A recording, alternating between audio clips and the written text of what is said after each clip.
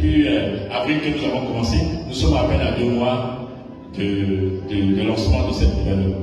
Et les thèmes, apparemment les thèmes que je donne, ça vous intéresse beaucoup. Voilà, vous allez beaucoup vont sur YouTube pour regarder, d'autres, voilà. Après c'est les commentaires qui vont. Mais en tout cas, soyez bénis. Si vous avez des questions, n'hésitez pas, nous sommes ouverts. Bien aimés, les enseignements que nous donnons, ce n'est pas pour condamner quelqu'un. Nous sommes là pour ouvrir les yeux. En tout cas, moi, le ministère que le Seigneur m'a donné, c'est un ministère pour ouvrir les yeux des enfants de Dieu. Voilà. Parce que beaucoup de choses se passent. Les enfants de Dieu sont en train de se perdre. Et l'ennemi se réjouit. Parce que beaucoup ne comprennent pas. Pour beaucoup, nous ne comprenons pas comment fonctionne le royaume des cieux. Et le monde est ténèbres, c'est là, c'est complexe. Le royaume des cieux, c'est quand c'est passé à beaucoup de choses. Et donc, le Seigneur nous permet toujours de pouvoir nous éclairer. Alors, l'enseignement que je vais donner, ce n'est ni pour accuser quelqu'un, c'est pour que chacun de nous puissions comprendre des choses que nous négligeons, ou bien que nous ne percevons pas, nous ne percutons pas. Le thème d'aujourd'hui, c'est comment le diable ou les démons procèdent pour faire chuter un enfant de Dieu. Comment le diable procède pour faire chuter un enfant de Dieu. Maman, hein, je vais te donner un micro, hein. On va lire ensemble. Tu as ta Bible? Bon, je vais prendre la Bible. Parce que tout ça, il va se souffler. Voilà. Voilà. On va lire ensemble. Parce que moi, quand j'enseigne, j'aime que tout le monde participe. Et parce que tout ça, il n'est pas de souffler à vous. Voilà. Bien aimé. Alors, maman, tu vas prendre Apocalypse 12. Apocalypse chapitre 12. Bien aimé. Donc je disais, avant que maman lise, j'ai dit que le thème d'aujourd'hui, c'est comment le diable ou les démons procèdent-ils pour faire tomber un enfant de Dieu. Bien aimé, le thème est important. L'ennemi aujourd'hui, pourquoi ce thème? Ce thème va nous amener à comprendre la stratégie, les stratèges que le diable utilise pour vous tuer. Oui, bien aimé. Aujourd'hui, là, le but de l'ennemi, c'est de faire tomber les enfants de Dieu. Hein? Le but de l'ennemi, c'est de faire tomber les enfants de Dieu. Je ne vais pas revenir sur l'enseignement. Je vous ai enseigné la dernière fois. Vous avez tout ça sur YouTube. Un chrétien est forcément un enfant de Dieu. Je vous ai enseigné la particularité. Il y a entre le chrétien et l'enfant de Dieu. Et dans la Bible, on parle beaucoup plus d'enfant de Dieu. Le mot chrétien est utilisé peut-être une seule fois. En Antioche. C'est dans le Nouveau Testament. Mais on parle plus d'enfant de Dieu. Je vous ai expliqué la différence qu'il y a dedans. Un chrétien n'est pas forcément un enfant de Dieu. Un chrétien, quelqu'un qui croit, il est passé, il va à l'église, il croit. Le féticheur aussi dit que les chrétiens, le marabout dit que les chrétiens, même s'il fait les mauvaises choses, le fait qu'il aille à l'église des chrétiens.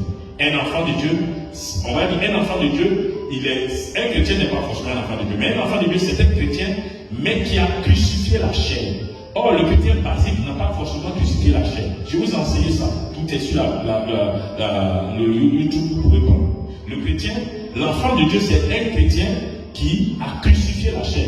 Or, le chrétien basique, lui, n'a pas crucifié forcément la chair. Il vit comme il veut, il fait ce qu'il veut. Mais celui qui s'est dit enfant de Dieu, il a crucifié la chair. Il vit selon le fruit de l'esprit. Il ne marche plus selon la chair. Vous savez tout ça. Je vous ai enseigné tout ça. Bien, donc aujourd'hui, alors, comment se fait-il que, pourquoi le diable cherche à faire tomber les enfants de Dieu? Regardez ce qui se passe. Il y a beaucoup de catastrophes dans les assemblées. Il y a beaucoup de chrétiens qui chutent. Beaucoup de chrétiens se découragent. Beaucoup de chrétiens tombent. Beaucoup de chrétiens ne savent plus où mettre la tête. Pourtant, ils disent qu'ils sont enfants de Dieu. Mais pourquoi ils tombent? Pourquoi ils chutent? Pourquoi ils se découragent? C'est de ça qu'on va parler aujourd'hui. Bien aimé, un enfant de Dieu, il ne tombe pas facilement. Un enfant de Dieu, pour que vous me suivez, un enfant de Dieu, il ne chute pas facilement. Chuter, je veux dire, c'est-à-dire tomber dans le péché, retourner dans le monde. C'est de ça que j'appelle chuter. Chuter, c'est désobéir à Dieu, tomber dans le péché. Chuter, c'est retourner dans le monde, vivre dans le désordre en permanence. C'est ce que j'appelle chuter. Vous comprenez? Un enfant de Dieu, il ne tombe pas forcément. C'est pour ça que je dis un enfant de Dieu, c'est quelqu'un qui a crucifié sa chair. Ok? Très bien. avons plusieurs éléments qui vont nous aider. Première chose, la première chose à savoir est de savoir est-ce que nous sommes conscients que nous les enfants de Dieu, nous avons une lutte quotidienne à faire. Est-ce que nous les enfants de Dieu, nous sommes conscients que nous avons une lutte quotidienne à mener? Beaucoup d'enfants de Dieu ne sont pas conscients de cela. Beaucoup d'enfants de Dieu ne sont pas conscients que nous avons une lutte à mener. Bien aimé, c'est malheureux à dire, mais beaucoup d'enfants de Dieu, nous ne sommes pas conscients que nous avons une lutte à mener tous les jours. Et ça, c'est dommage. Ça, c'est malheureux. L'ennemi profite de ça, de cette ignorance des enfants de Dieu, et il fait chuter beaucoup. Et quand je dis enfants de Dieu, même les hommes de Dieu tombent dedans. Ce n'est pas seulement les fidèles, les pasteurs, les prophètes, les évangélistes, les docteurs, les apôtres, les gens tombent. Est-ce que nous sommes conscients que nous avons une lutte à mener tous les jours? Là, c'est une très bonne question. Parce qu'apparemment, je me rends compte que beaucoup de nous ne savons même pas qu'il y a une lutte quotidienne à mener tous les jours, en permanence jusqu'à la fin de notre vie sur la terre. Nous avons une lutte à mener. On va prendre la parole de Dieu qui va nous aider à comprendre. Le premier verset que je vais lire, maman, j'arrive, je vais lire pour toi. Le premier verset que je vais lire, c'est le verset de Jean 10, verset 10. La Bible dit, le voleur ne vient que pour dérober, égorger et détruire. Jean chapitre 10, verset 10. Le voleur ne vient que pour dérober, égorger et détruire. Moi, je suis venu afin que les brebis aient la vie et qu'elle soit en abondance. Qui parle? C'est Jésus. Jésus dit, le voleur, qui l'appelle le voleur? Le diable, Satan. Voici un autre de ses noms, voleur. Et Jésus dit que il ne vient que, vous voyez, son but, il ne vient que pour dérober. Dérober, ça veut dire voler. Il ne vient que pour égorger. Égorger, c'est étouffer, comme synonyme. Dérober, on va dire voler. Égorger, étouffer. Et le mot détruire. Regardez le but de l'ennemi. Bien aimé, est-ce que vous comprenez déjà? Jean chapitre 10, verset 10 dit, je dis bien, premier point, est-ce que nous sommes conscients que, enfants de Dieu, nous avons une lutte à mener quotidiennement? Nous avons une lutte à mener en permanence. Nous avons une lutte à mener tous les jours jusqu'à la fin de ta vie, jusqu'à ce que Jésus arrive ou jusqu'à ce que tu quittes cette terre. Bien-aimé, es-tu conscient que tu as une lutte à mener? Telle est la question. Jean chapitre 10, verset 10 dit, Jésus dit, le voleur ne vient que pour dérober, égorger et détruire. Dérober, ça veut dire voler.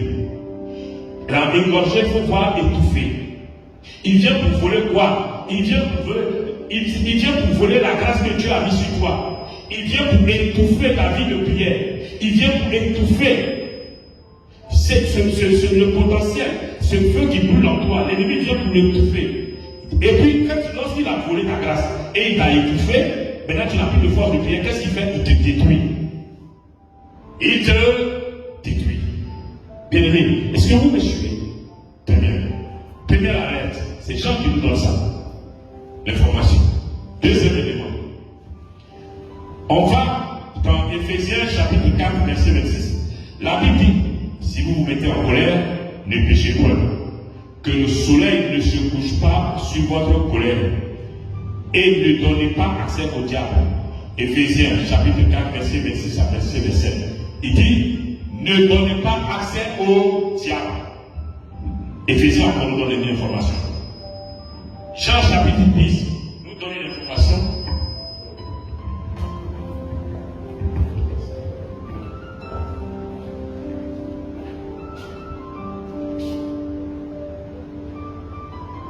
Jean chapitre 10 nous donne une information. Éphésiens 4, verset 26 à 27 nous donne une autre information. Il dit, quand vous mettez en colère, ne donnez pas accès au diable. Ne donnez pas accès au diable. Bien. Un autre verset nous dit, le livre de 1 Pierre, chapitre 5, verset 8, dans le Nouveau Testament nous dit, Soyez sobre. Soyez sobre. Veillez. Votre adversaire, le diable, rôde comme un lion rougissant, cherchant qui il dévorera. Vous voyez? Pierre nous dit, soyez sobre. Veillez. Votre adversaire, le diable, rôde comme un lion rugissant, cherchant qui il dévorera. Vous comprenez? Il dit, Pierre, bien garde, il dit, soyez sobre, veillez. Donc pourquoi Pierre nous dit, soyez sobre et veillez? Pierre dit, soyez sobre, mes enfants, mes frères, mes soeurs, soyez sobre, veillez. Pierre dit, votre adversaire, le mot adversaire est faible, parce qu'un adversaire, c'est différent d'un ennemi. Il aurait même dû dire, c'est votre ennemi, le diable. Et en disant, votre adversaire, c'est encore faible. Il aurait dû dire même, votre ennemi. Parce qu'avec un adversaire, il ne cherche pas forcément à te faire du mal, te tuer. Lui, il cherche à prendre ce que vous, en fait, c'est vous visez peut-être le même but, prendre la récompense. Donc lui aussi va mettre sa stratégie en place. Mais l'ennemi, lui, cherche à te faire du mal. Donc, le mot même adversaire qui soit utilisé, c'est un euphémisme. C'est léger même. Il aurait dû aussi mettre même note. Mais c'est ça les traductions. Nos traductions en français nous donnent beaucoup, souvent des natures un peu. Mais c'est le mot ennemi même qui devait utiliser. Mais, soit, Pierre dit, votre adversaire, le diable, et il nomme le diable. Rôder. Regardez le mot qu'il a utilisé, rôder. Et il a mis le temps au présent. Ça veut dire que l'action est toujours d'actualité. Il ne se fatigue pas. Il dit rôde. Rôde comme quoi? Il dit il fait la comparaison. Pierre fait la comparaison. Il dit comme un lion rugissant. Un lion qui rugit, c'est pourquoi? Parce qu'il cherche quelque chose à manger. Il a faim. Il a faim. Donc il rôde pour manger. Le lion, quand il rugit. Parce qu'il a faim. Il cherche quelque chose. Il dit rugissant comme un lion rugissant. Faisant foi, il dit cherchant qui il dévorera. Regardez le verbe dévorer, il a mis au futur. Donc le diable cherche une occasion pour rentrer dans la vie de quelqu'un. Pourquoi? Pour le dévorer. Est-ce que vous comprenez que nous avons une lutte à mener enfants de Dieu? Est-ce que nous comprenons que nous avons une lutte en permanence? Et Pierre a dit, soyez sobres, veillez. Ça veut dire, il dit n'allez pas, soyez sobres, ça veut dire que soyez conscients. Soyez pas saoulés par exemple, on dit, soyez sobres, soyez vigilants. C'est ce qu'il veut dire, soyez vigilants, soyez sobres. Il dit veillez, ça veut dire, il ne faut pas dormir profondément pour t'oublier, pour oublier que tu as un danger qui est là. Il faut veiller sur ta vie. Il y a quelqu'un qui est là, il y a un dangereux gars qu'on appelle Satan, le diable, qui rôde, il cherche des moyens de t'affaiblir, de pouvoir rentrer dans ta vie pour te détruire. Est-ce que nous sommes conscients de ça, enfants de Dieu? Regardez. Le texte d'aujourd'hui dit comment le diable procède, comment le diable et les démons procèdent pour faire chuter les enfants de Dieu. C'est de ça qu'il s'agit. Regardez déjà le verset que nous venons de lire. Maman, lis-moi ton verset. Apocalypse 12, il dit quoi? Lis-moi ton verset, maman. Apocalypse 12, verset 12, il dit quoi? Active ton micro. Apocalypse 12, verset 12, il dit quoi? Apocalypse 12, verset 12 dit ceci: c'est pourquoi réjouissez-vous, cieux, et vous qui habitez dans les cieux. Malheur à la terre et à la mer, car le diable est descendu vers vous, animé d'une grande colère, sachant qu'il a peu de temps. Merci. Vous avez entendu ce que la maman a lu? Vous avez entendu ce que la maman a lu? La maman a lu Apocalypse 12, verset 12, pour vous qui nous suivez. Et elle a dit, c'est pourquoi. Il est dit dans la Bible, c'est Jean qui a écrit, l'apôtre Jean qui a écrit ça, il dit, réjouissez-vous, cieux, et vous qui habitez dans les cieux. Vous qui êtes dans les cieux, soyez heureux, soyez contents, soyez joyeux. Mais par contre, vous qui êtes sur la terre, c'est qui? Nous. Le royaume, dans le psaume 115, verset 7, la Bible dit, les cieux sont les cieux de Dieu, et la terre, il a fait la terre pour nous les enfants. Le psaume 115, verset 7. Donc les cieux, c'est pour Dieu. La terre, c'est pour nous les êtres humains, les hommes. Donc c'est sur cette terre que nous on règne, on doit régner. Dans le ciel là-bas, aucun homme ne va régner. Là-bas, c'est Dieu qui règne. Puis, c'est Dieu qui règne. Alors, le Seigneur, la maman vient de lire. Il dit, Jean dit, c'est pourquoi. C'est pour vous qui disiez, il y a eu un combat. Il y a eu un combat. qui a été menée entre Michael, l'archange Michael et ses anges qui ont combattu contre le diable et ses démons. Et donc, c'est à la suite de ça, Jean dit, c'est pourquoi. Donc, si tu veux, si vous voulez lire, vous prenez Jean, vous allez voir toute la partie. Il dit, c'est pourquoi les cieux, soyez contents. Cieux, soyez contents. Mais la terre, malheur, il dit, la terre, malheur à vous. Pourquoi? Il dit, la terre, malheur à vous. Il dit, malheur à la terre et à la mer. Malheur à la terre. Malheur à la terre et à la mer. Pourquoi? Il dit, car le diable est descendu vers vous, animé d'une grande colère. Vous avez entendu? Car le diable, il dit, malheur à la terre et à la mer. Car le diable est descendu armé d'une grande colère, sachant qu'il a peu de temps. Est-ce que vous comprenez? Sachant qu'il a peu de temps, le diable est animé il est descendu sur la terre animé d'une grande colère, sachant qu'il a peu de temps. Et comme il sait qu'il a peu de temps, il est animé d'une grande colère. Pourquoi il est animé d'une grande colère? Pour vous, si vous lisez, la Bible dit il a été précipité sur la terre. Le diable est donc il a animé d'une grande colère. Pourquoi? Pour un but bien précis. Il est descendu sur la terre, animé d'une grande colère, pour un but bien précis. L'enfant de Dieu ne comprend pas ça. Nous prenons ça à la légère. Bien aimé, enfant de Dieu, nous sommes en danger permanent. Nous sommes en train de vous avertir. Nous sommes en train de. Ces enseignements, on va revenir encore dessus. Partout dans le monde où on passe, le Seigneur nous mène, ce qui nous mène de dire, on dit, on va revenir encore dessus. C'est ça. Mais bien aimé, aujourd'hui, vous qui avez l'occasion d'entendre ce message, on vous dit. La Bible dit malheur à la terre et à la mer, car le diable est descendu animé d'une grande colère, sachant qu'il a peu de temps. Donc, comme il sait qu'il lui reste peu de temps, quel est le but dans ce peu de temps, le peu de temps qu'il reste, qu'est-ce qu'il doit faire?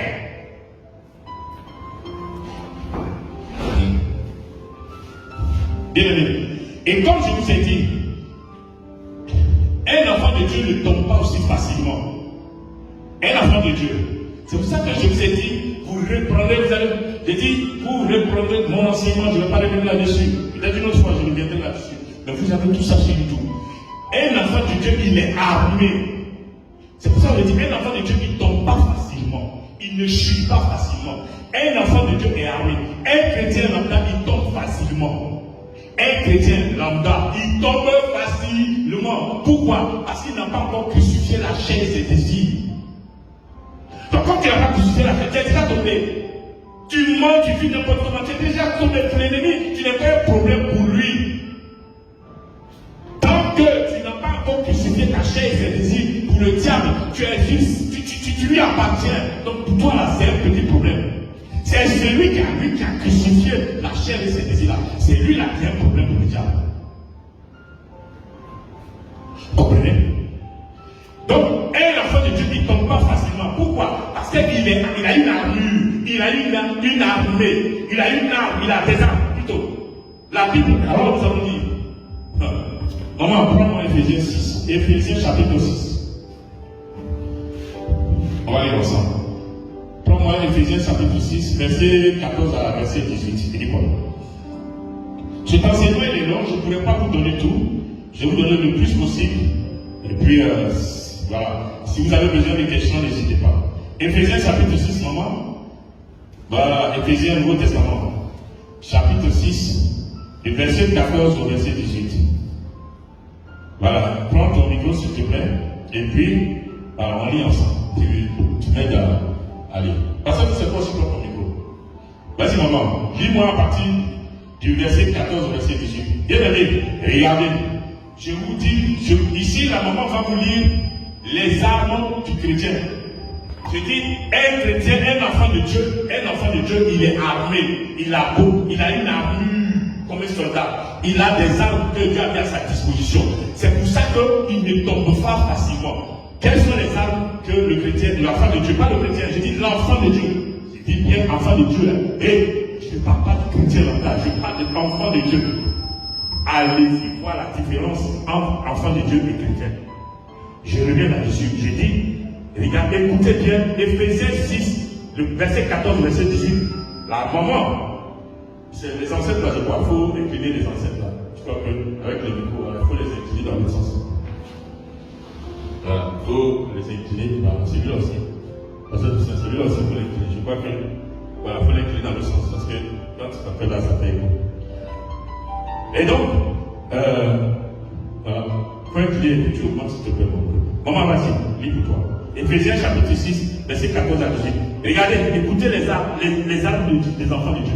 Maman, vas-y. Tenez donc ferme, ayez à vos reins la vérité pour ceinture. Parce que tu augmentes un peu le son, les deux micros. Oui, vas-y. Pour moi, c'est le 2. Pour la maman, en bas là, c'est le numéro, maman. Regarde ton micro là. En bas, au bleu là, il y a un numéro dessus. Est-ce qu'il y a un numéro dessus? Il n'y a pas de numéro sur le bleu? Non, pour toi, ça va être le 4. Le 1. Ah, ouais, c'est le 1. Vas-y, maman. Tenez donc ferme. Oui. Ayez à vos reins la vérité pour ceinture. Revêtez la cuirasse de la justice. Mettez pour chaussure à vos pieds le zèle que donne l'évangile de paix. Prenez par-dessus tout cela le bouclier de la foi, avec lequel vous pourrez éteindre tous les traits enflammés du malin. Merci. Attends. Lis le verset 13 là. Le verset 13, avant d'arriver au 14, t'as dit quoi? C'est pourquoi prenez toutes les armes de Dieu. Vous avez entendu? C'est pourquoi prenez toutes les armes de Dieu. Vous entendez? C'est pourquoi il dit prenez toutes les armes de Dieu. Vous voyez? Regardez, les armes, on appelle ça les armes de Dieu. Pour dire, pour nous les grands, qui s'apportent, prenez, enfants de Dieu, prenez les armes de Dieu. Dieu a mis des armes à la disposition des enfants de Dieu. Donc un chrétien, tu as des armes à ta disposition. Vas-y maman. Et elle a commencé à les citer à partir du verset 14. Elle a commencé à les citer. Lis la suite maman. Tenez donc ferme. Ayez à vos reins la vérité pour ceinture. Revêtez la cuirasse de la justice. Mettez pour chaussure à vos pieds le zèle que donne l'évangile de paix. Prenez par-dessus tout cela le bouclier de la foi. Regardez, rapidement, maman, arrête là-bas, j'arrive. Première arme du chrétien, ici, c'est la vérité pour ceinture. La vérité, c'est la première arme. La deuxième, la justice, marcher droit, la justification, la justice, être juste. Deuxième arme. Troisième arme, l'évangile dit, le zèle de l'évangile, évangélisation. Voici l'évangélisation, c'est une arme. Allez parler de Dieu, c'est une arme que Dieu donne aux enfants de Dieu. Quatrième arme, il dit quoi? Le bouclier de la foi. La foi, c'est une arme. Vas-y, maman. Prenez aussi le casque du salut. Le casque du salut, bien aimé. Es-tu conscient que tu es sauvé? Regardez là, le casque du salut. Le salut sauvé. Es-tu? Il dit, prends le casque du salut. Es-tu conscient que tu es sauvé? Vas-y, maman. Regardez. Et l'épée de l'esprit. L'épée de l'esprit. C'est quoi? Qui est la parole de Dieu. L'épée de l'esprit. Regardez. La parole.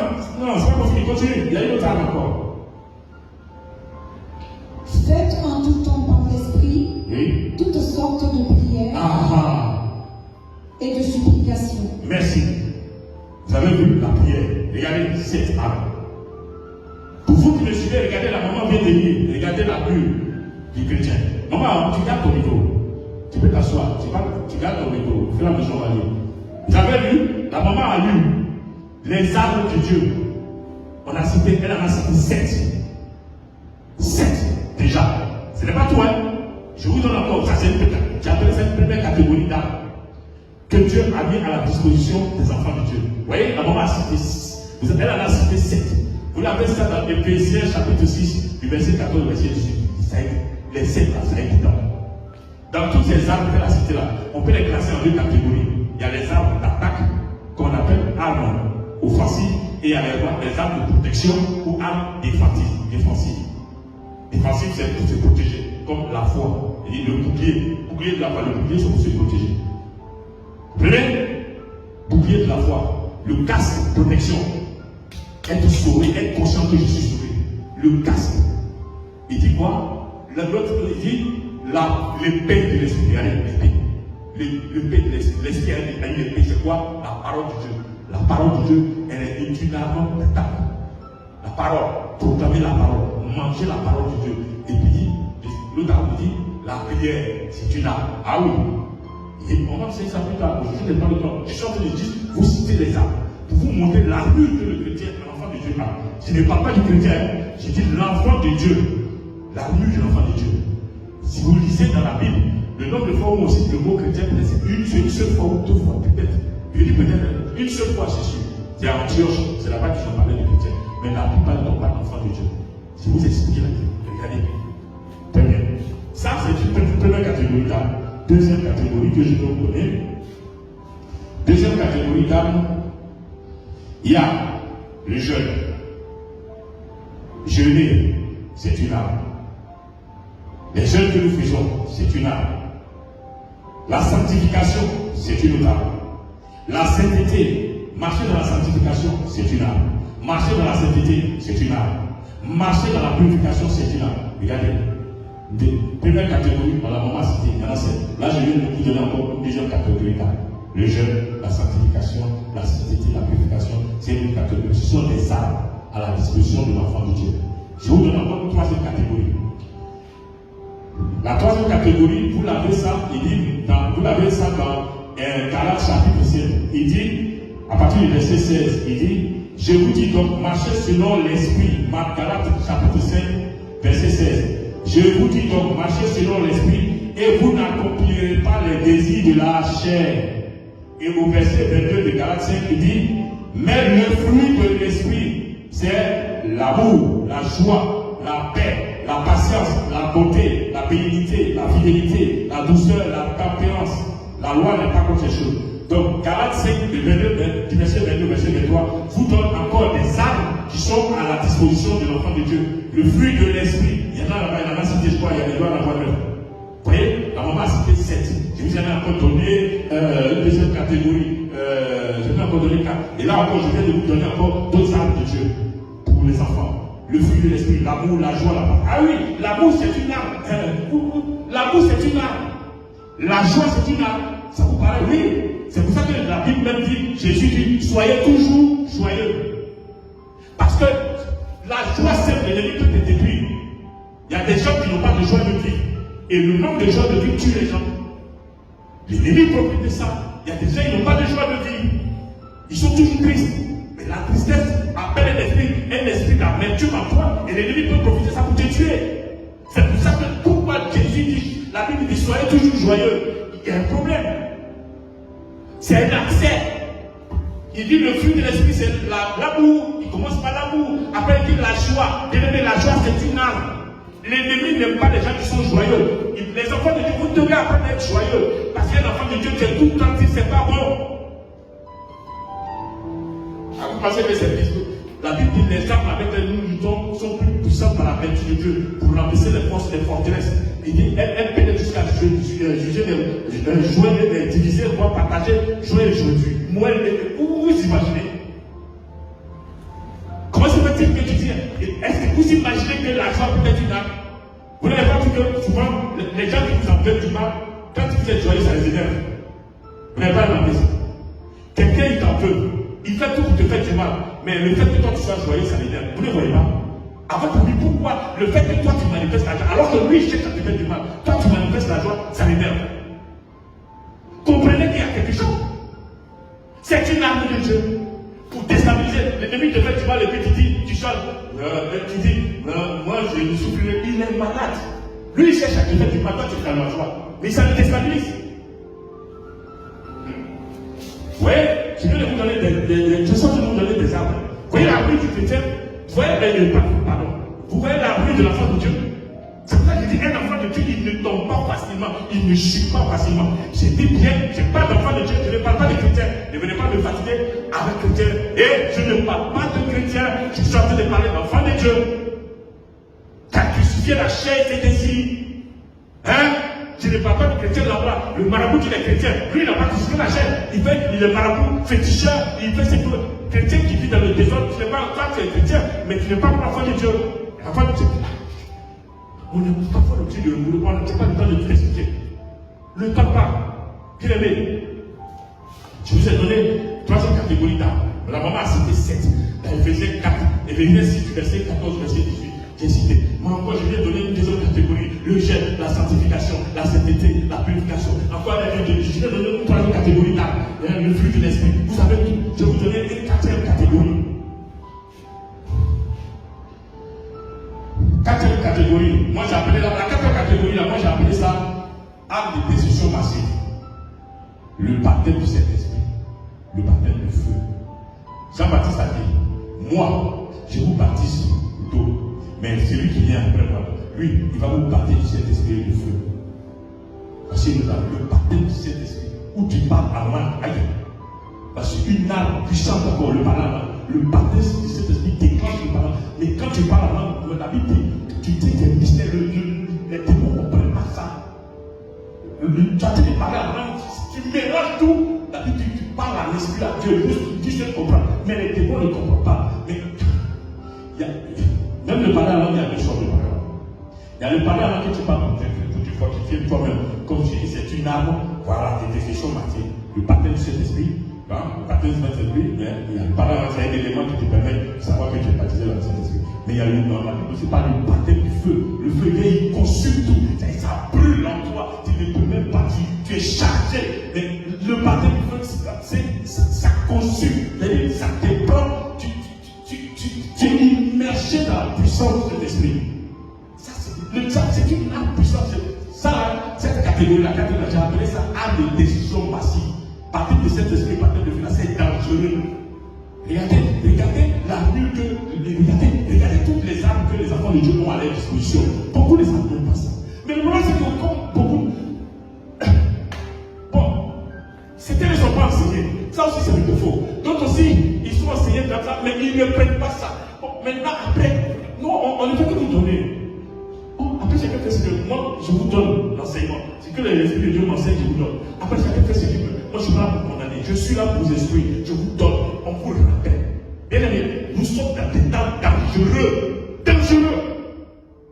Regardez, je vous ai donné 4 catégories que l'enfant de Dieu possède. Avec cette armure-là, est-ce qu'un enfant de Dieu peut chuter facilement? Non. Alors, comme il ne peut pas chuter facilement, le diable va mettre des stratégies, des techniques en marche pour pouvoir le faire tomber. Ceux qui sont dans le monde des païens, ils sont à la Bible dit, Jésus dit, si tu ne m'aimes pas, ne garde pas mes commandements, tu es déjà condamné. Donc ceux qui les païens qui n'ont pas accepté Jésus, Jésus dit, vous êtes déjà condamné. C'est la Bible dit, la parole de Dieu te dit là, tu es déjà condamné. Donc le diable n'a rien à faire avec vous. Les païens là, le diable, il sait que vous lui appartenez. Donc le diable ne fait rien avec ça. Il n'a même pas besoin de se fatiguer. Vous êtes déjà dans son camp. Maintenant le diable, lui, sa cible, c'est les enfants de Dieu. Maintenant, comment faire pour tomber les enfants de Dieu? C'est toute une stratégie. Pourquoi? Parce que l'enfant de Dieu est revêtu d'une armure. Il a une panoplie d'armes que Dieu a mis à sa disposition. Et c'est cette panoplie-là, quand il se saisit de ça, tu ne peux pas le faire tomber facilement. Le diable, il sait ça. Alors, comme il sait ça, comment faire pour faire tomber les enfants de Dieu? Vous avez compris? On a lu, la maman a lu Apocalypse 12, on dit il a très peu de temps. Comme il sait qu'il a très peu de temps et il ne veut pas le lui seul dans l'enfer ou dans le ciel là-bas, il faut qu'il amène le plus de personnes avec lui. Bon, déjà, il y a une catégorie de païens qui vont aller avec lui, ça c'est l'office. Maintenant, il cherche à attraper dans les enfants de Dieu là. Mais il faut une stratégie pour les faire tomber.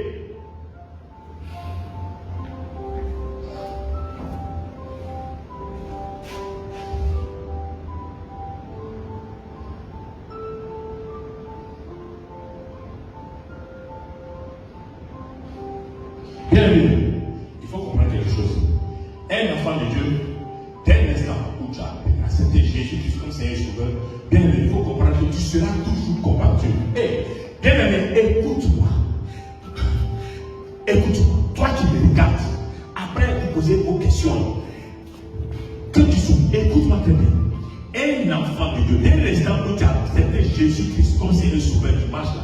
faut savoir que tu seras toujours combattu. Je reprends. Tu seras toujours combattu. Tu es devenu l'ennemi du diable. Parce que tu as accepté Jésus, tu l'as rejeté lui, tu es devenu sa cible. Donc par conséquent, il va te combattre en permanence jusqu'à la fin de tes jours. Et s'il peut te tuer même avant la date, il te tue. Moi, je ne suis pas là pour faire cadeau. Je vous dis la vérité. Que vous ayez des milliards ou pas, mais on ne sait pas pour eux.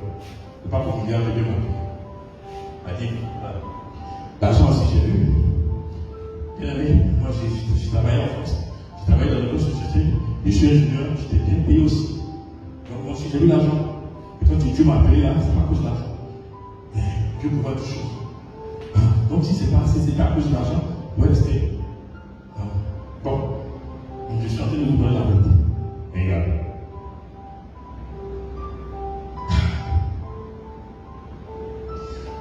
Il faut comprendre quelque chose.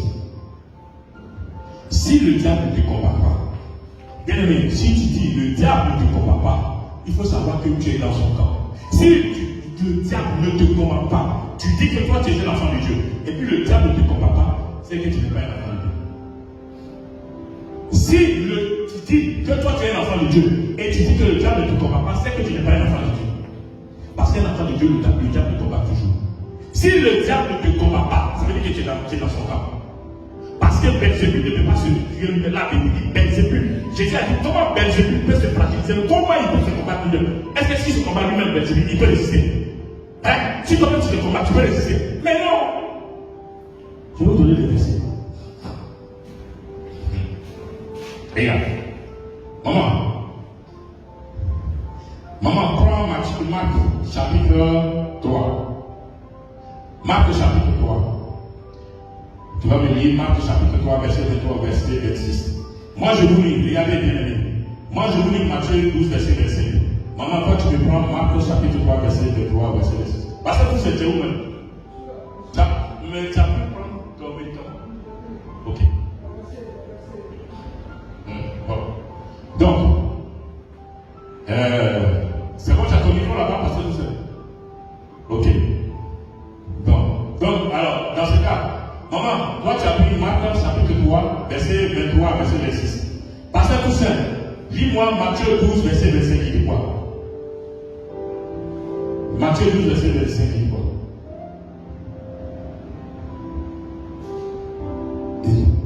Matthieu 12, verset 5. Comme Jésus connaissait leurs pensées, il leur dit, oui. Ton royaume divisé, tout royaume divisé contre lui-même est dévasté. Et toute ville ou maison divisée contre elle-même ne peut subsister.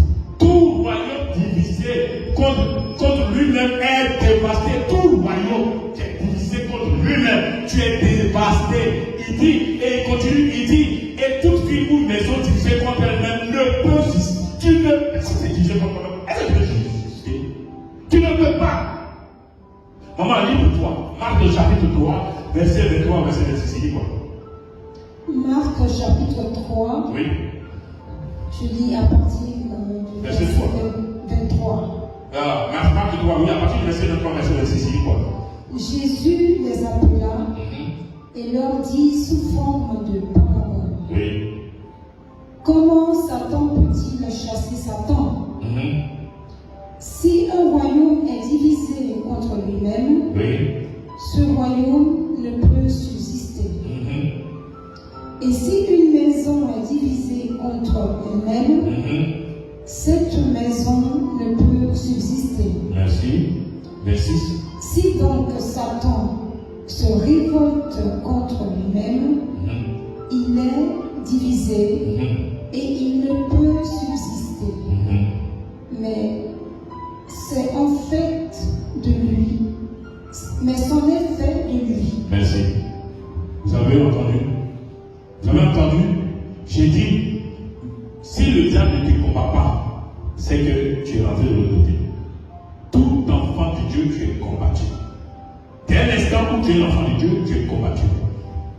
Si le diable ne te combat pas, ça veut dire que tu es.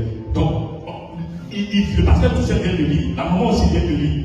Est-ce qu'un royaume qui est divisé peut subsister? est-ce que le diable peut se combattre lui-même?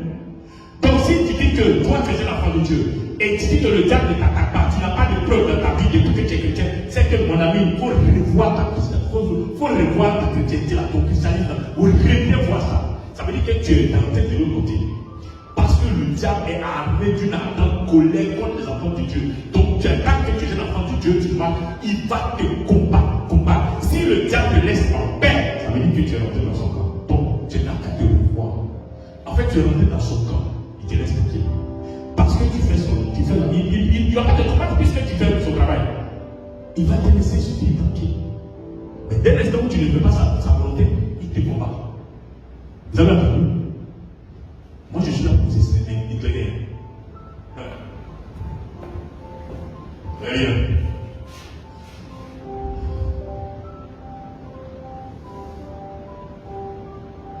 Bien aimé.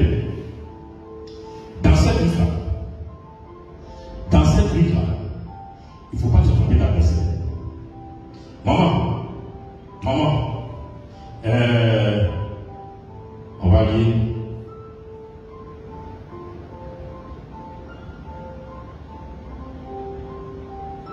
Prends ton, comment ça s'appelle? Éphésiens 6.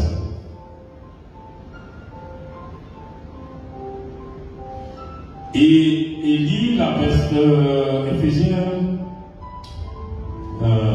là où Éphésiens 6 à partir du verset, à partir du verset 12, il dit quoi? À partir du verset 12, il dit quoi? Là où il dit, vous n'avez pas à lutter contre la chair et le sang. Alors, Éphésiens 6. Oui. Je lis à partir du verset 12. Oui, il y a une partie, oui, je crois. Vas-y, il y a un moment où il dit, vous n'avez pas à lutter contre la chair et le sang. Alors, car nous n'avons pas à lutter contre la chair et le sang. Merci, c'est quel verset ça? Le verset 12. C'est le verset 12, voilà. Lis. Alors, Éphésiens 6, je lis à partir du verset 12. Car nous n'avons pas à lutter contre la chair et le sang, mais contre les dominations, contre les autorités, contre les princes de ce monde de ténèbres, contre les esprits méchants dans les lieux célestes. C'est pourquoi prenez toutes les... Merci. Vous avez entendu Éphésiens 12, la maman a lu. Vous avez entendu la maman lire Éphésiens 12 là, Éphésiens chapitre 6, verset 12. Elle a lu, elle dit, vous n'avez pas à lutter contre la chair et le sang, mais contre les autorités, les dominations, les esprits méchants, les esprits de ténèbres, les esprits. Vous voyez? Il dit, vous, qui dit ça? C'est Paul, c'est l'apôtre Paul qui parle. Il dit, vous n'avez pas à lutter contre la chair et le sang. La chair et le sang, on parle de toi, ton semblable, l'être humain. Paul dit, vous n'avez pas à lutter. Il dit, vous n'avez pas à lutter. Et puis, même la conjonction de coordination, opposition, dit, mais. Le mais, elle a dit, mais. Donc, tu n'as pas à lutter. En fait, dans cette situation, bien aimé, il faut cibler bien qui est ton adversaire, qui est ton ennemi, qui est ton frère. Il dit, vous n'avez pas à lutter contre la chair et le sang. La chair et le sang, on parle de ton frère, ta soeur, ton semblable. Il dit, mais. Contre les autorités, les dominations, les esprits méchants. Vous voyez, ils ont cité 4.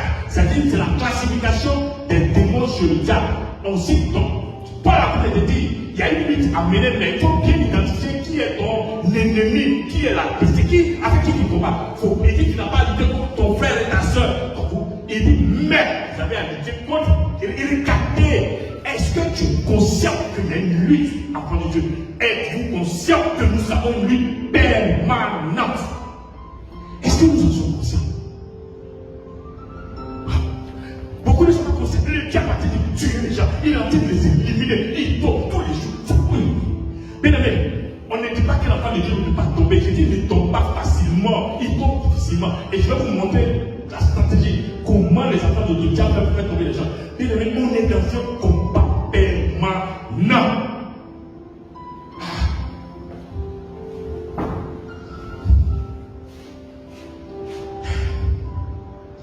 Bien, un enfant de Dieu, il a une alliance, tout enfant de Dieu a une alliance avec Dieu. Un enfant de Dieu, je réponds. Un enfant de Dieu, il a une alliance avec Dieu. Tout enfant de Dieu a une alliance avec Dieu. Quand je dis ça, les gens vont dire, mais comment ça? Oui, mais comment ça? Je vais vous expliquer. Ésaïe, maman, prends-moi Ésaïe. Pas ça tout seul. Prends 1 Corinthiens 3, verset 16. Maman, prends Ancien Testament, Ésaïe 54, verset 5. Et moi, je vais lire 1 Corinthiens 6. Donc, maman, Ésaïe 54, verset 5, il dit quoi? Prends ton micro, s'il te plaît. Et pasteur tout seul, tu prépares 1 Corinthiens chapitre 3, verset 7. Regardez, j'ai dit, tout enfant de Dieu est en alliance avec Dieu. Vas-y. Maman, lis pour toi. Ésaïe 54, verset 5. Verset 5, oui. Qui dit ceci. Car ton Créateur est ton époux. L'Éternel des armées est son nom. Et ton Rédempteur est le Saint d'Israël. Il se nomme Dieu de toute la terre. Merci. Vous avez entendu, j'ai dit tout enfant de Dieu est en alliance avec Dieu. La maman vient de dire, car ton Ésaïe 54, verset 5, car ton Créateur est ton époux, il s'appelle l'Éternel des armées. Bien-aimé, est-ce que tu comprends ça? Ton Créateur c'est qui? La Bible dit qu'il s'appelle l'Éternel des armées. Il est quoi pour toi? Il est ton époux. Pourquoi? Quand on dit époux, ça veut dire que vous êtes en alliance. Il y a une alliance. Du moment où tu as accepté Jésus-Christ comme Seigneur Sauveur, tu l'as accepté comme ton Dieu et tu as une alliance spirituellement avec lui. Parce que ça dit pourquoi? Pasteur tout seul. Pasteur tout seul. Lis pour toi. 1 Corinthiens 3, 16. Oui. Ne savez-vous pas que vous êtes le temple de Dieu et que l'Esprit de Dieu habite vous? Rien. Ne savez-vous pas que vous êtes le temple de Dieu et que l'Esprit de Dieu habite en vous? Est-ce que vous comprenez? Pasteur tout seul. Vas-y. 1 Corinthiens 6, verset 15. 1 Corinthiens 6, 15. Et 1 Corinthiens 6, 15 à 17, il dit quoi? Ok. Ne savez-vous pas que votre corps sont des membres de Christ? Prendrais-je donc les membres de Christ pour en faire les membres d'une prostituée? Loin de là. Ne savez-vous pas que celui qui s'attache à la prostituée est un seul corps avec elle? Car il dit, les deux deviendront une seule chair. Verset 17. Mais celui qui s'attache au Seigneur est avec lui un seul esprit. Merci. Vous avez entendu? Il dit, votre corps est le temple. Ne savez-vous pas que vous êtes, Paul dit, ne savez-vous pas que vous êtes le temple du Saint-Esprit et que l'Esprit de Dieu habite en vous, le Saint-Esprit habite en vous. Et dans 1 Corinthiens 6, il dit, après il revient, regardez à chaque fois il revient, ne savez-vous pas, c'est répétitif. Il met la spiritualité. Est-ce que vous êtes, en fait, ne savez-vous pas, est-ce que vous êtes conscient enfant de Dieu? Et Paul dit, ne savez-vous pas que votre corps sont les membres de Christ? Prendrez les membres de Christ. Et au verset 17, il dit, mais celui qui s'attache au Seigneur est avec lui un seul esprit. Il dit, ton corps est le temple du Saint-Esprit. Celui qui s'attache au Seigneur est un seul esprit. Ton Créateur est ton époux. Est-ce que tu comprends que tu as l'alliance enfant de Dieu avec Dieu? Tout enfant de Dieu, tu as l'alliance avec Dieu parce que tu l'as accepté comme conseiller sauveur. C'est pour ça que Dieu dit, quand tu vas adorer une autre divinité, il t'appelle, tu es prostitué. J'ai enseigné ça pour t'acheter. Je vous ai ouvert les versets. L'enseignement là-bas. On a lu ça ici, la maman qui était là, maman, tous ceux qui étaient là. Elle donnait la Bible, tout est là. Quand tu vas adorer Dieu, Dieu appelle ça aussi la prostitution. Pourquoi? Parce que tu es parti de prostituer à d'autres divinités. Il a appelé Israël la prostituée. Dieu a appelé Israël la prostituée. C'est écrit. C'est pas moi. Je vous ai sorti les versets. Israël, on l'a appelé la prostituée parce qu'elle est partie appeler des divinités, des balles, elle les a achetés. Et toi, on va t'appeler torture. Parce que nous sommes ignorants. Et il y a eu. Donc, c'est terrible quand même cette affaire. Maman, ton Éphésiens, prends Éphésiens 6. Reviens sur Éphésiens 6, prends ton micro s'il te plaît.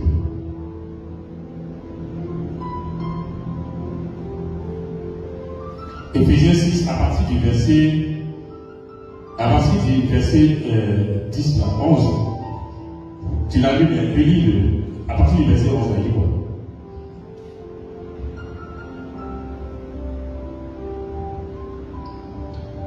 Éphésiens 6, verset 11, il dit quoi? verset 11.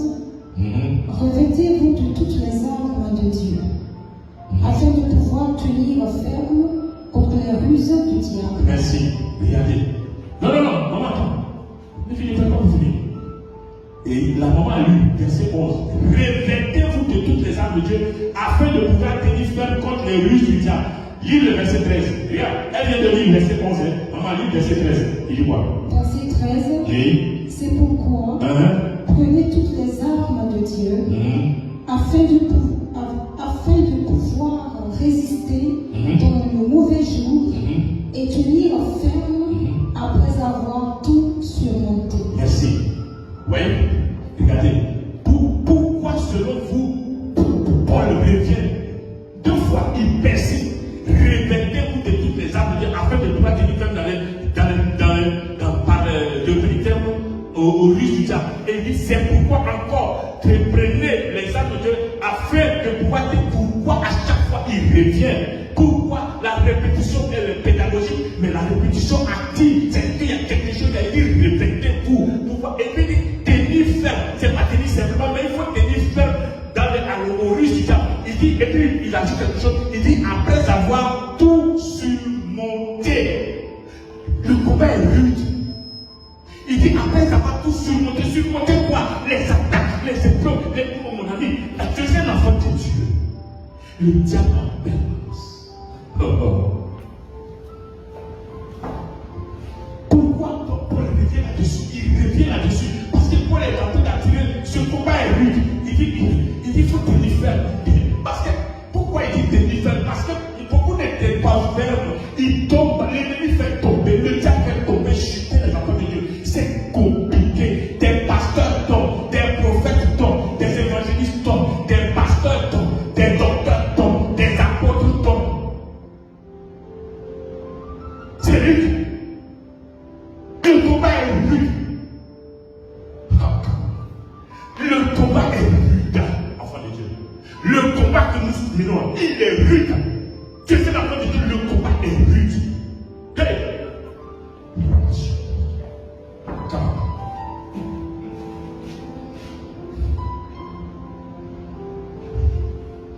Et tellement le combat est rude. Le diable ne s'en pas vécu. Maman, prends Luc, chapitre 4, verset 13. Et Luc 4, verset 13. Bien vu. Vous voyez, Paul a mis l'accent dessus. Regardez, même Luc aussi vient. Il dit que le diable, il ne s'avoue jamais vaincu. Même si le diable a échoué là, il ne va jamais. Il ne faut pas penser que quand le diable a échoué là, il a fini. Non, il ne s'avoue jamais vaincu. Luc, chapitre 4, verset 13, il dit quoi?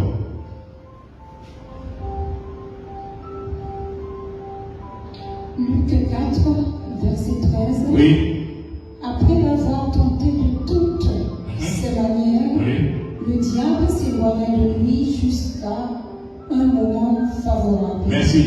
Ici, ce qu'elle vient de lire là, elle parle, c'est la version, c'est le contexte, c'est Jésus qui était parti après avoir été baptisé. La Bible dit on l'a amené dans le désert où il a jeûné 40 jours.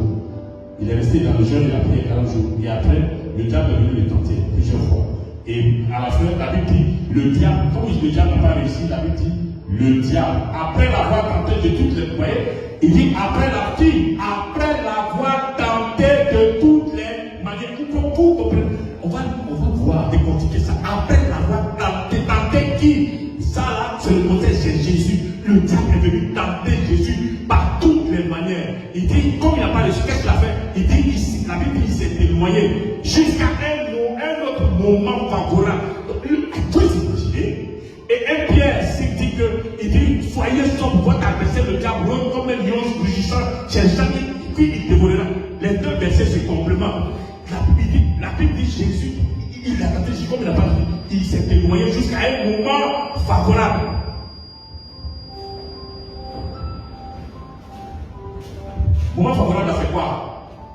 Paul a dit, prenez toutes les armes pour tenir ferme dans le mauvais jour. Moment favorable pour le diable, c'est le mauvais jour. Le jour où tu seras dans tes faiblesses, le jour où tu seras dans les moments de difficulté, le jour où tu n'auras plus la tête à plier, le jour où tu vas t'affaiblir, tu vas dire, oh moi je fais pas fait alléluia, je fais que alléluia, et Jésus là-bas, je prie Jésus, je ne vois rien, j'ai fait alléluia, j'ai donné mes dîmes, j'ai donné mes offrandes, Dieu ne m'écoute pas, et puis tu te décourages, maintenant tu penses à tirer ton poids, tu te décourages, et maintenant l'ennemi est content, il dit le jour favorable. Il dit, il faut tenir ferme. Il faut tenir ferme. Dans les mauvais jours. Les mauvais, tout enfant de Dieu, tu vas connaître des mauvais jours. J'ai dit, un enfant de Dieu, tu ne connais pas les mauvais jours. Dès que toi, tu es rentré de l'autre côté.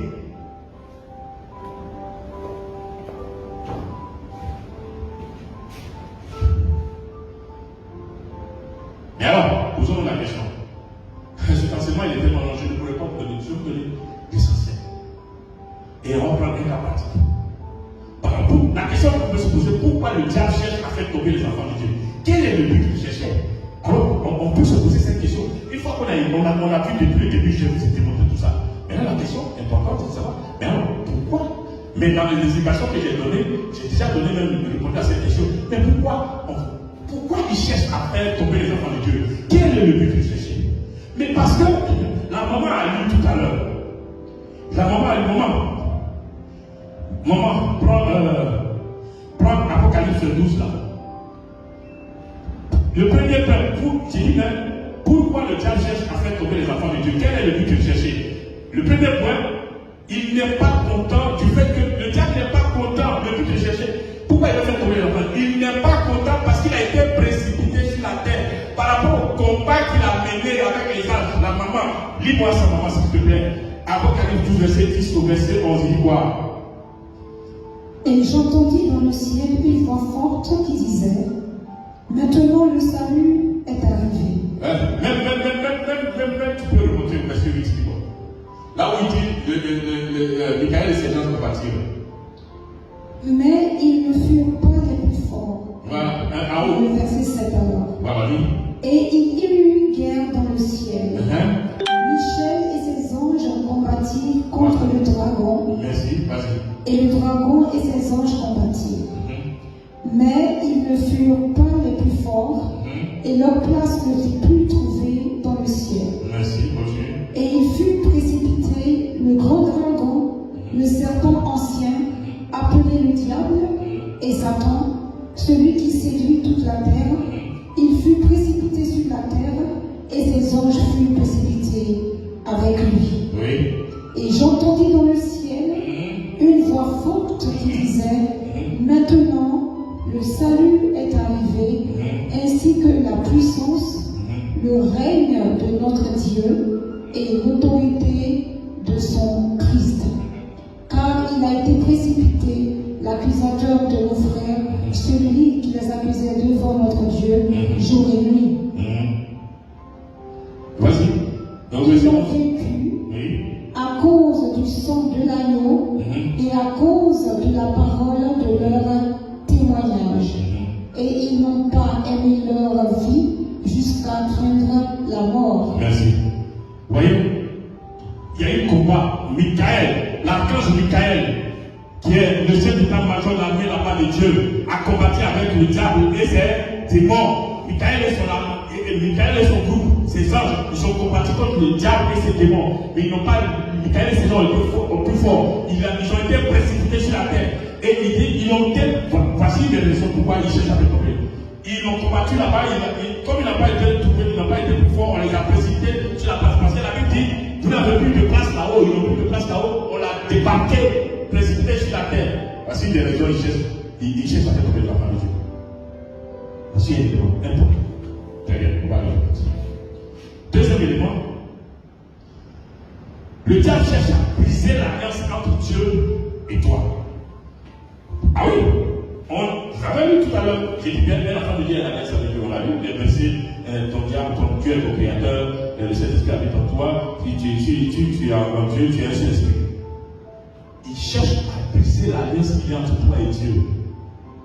Parce que s'il brise l'alliance qu'il y a entre toi et Dieu, il t'a eu. Et une fois qu'il a brisé l'alliance qu'il y a entre Dieu et toi, par la désobéissance,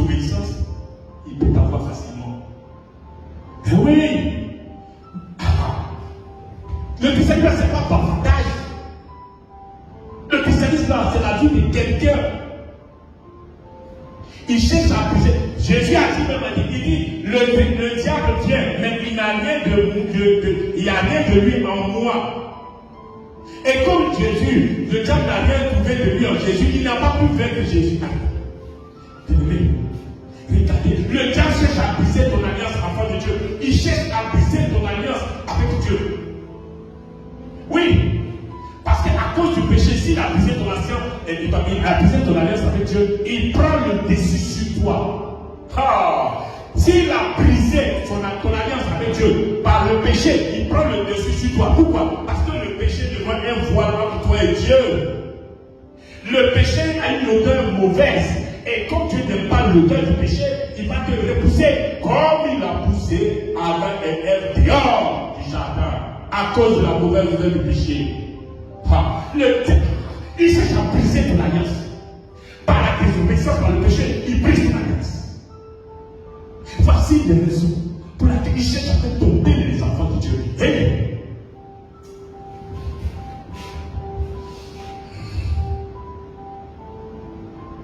Regardez.